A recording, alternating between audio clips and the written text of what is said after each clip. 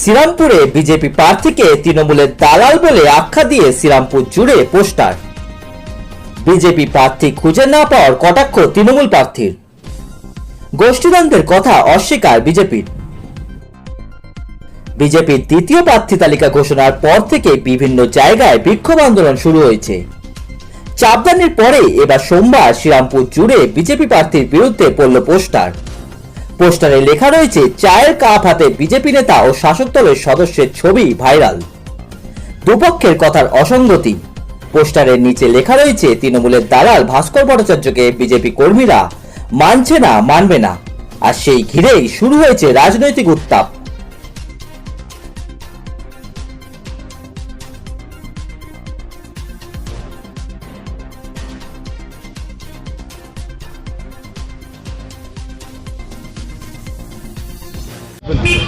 বিজেপির কার সঙ্গে কি আঁতাত রয়েছে সে জানি না। এখন বিজেপির যদি ক্যান্ডিডেট খুঁজে না পায়, যারা আছেন তারা যদি সবাই তৃণমূলের মামাটি মানুষের কাছে আসতে চায়, যারা আছেন তারা যদি মনে করেন যে মমতা বন্দ্যোপাধ্যায়ই হচ্ছে একমাত্র নেত্রী পশ্চিমবাংলায় যার সঙ্গে থেকে কাজ করা যায়, তাহলে আমাদের তো কিছু বলার নেই, সে তো তাদের সিদ্ধান্ত।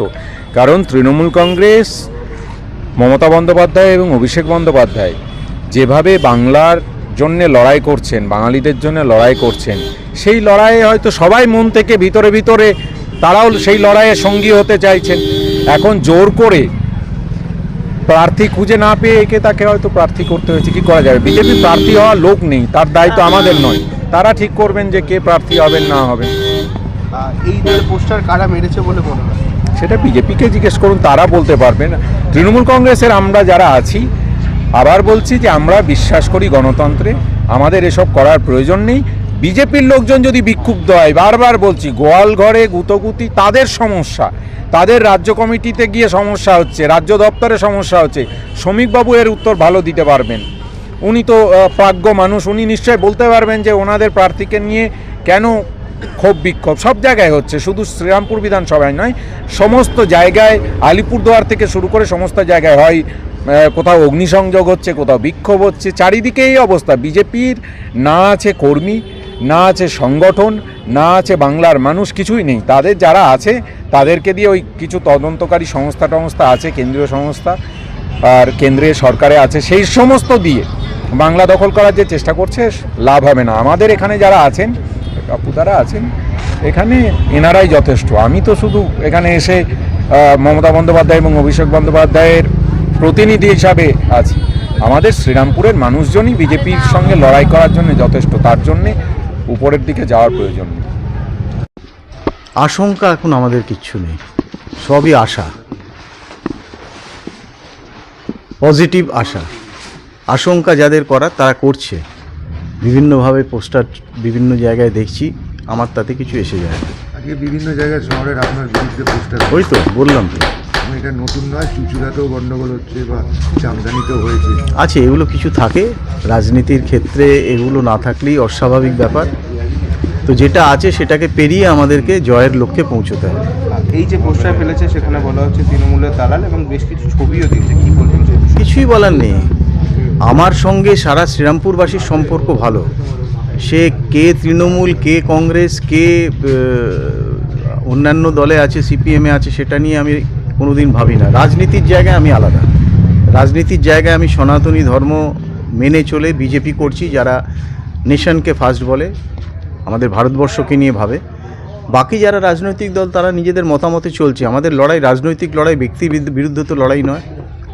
যারা এটাকে ব্যক্তির বিরুদ্ধে লড়াই তৈরি করছে তারা সমাজে ভাঙন ধরানোর চেষ্টা করছে, সমাজকে টুকরো করার চেষ্টা করছে। আমরা সেটাতে নেই।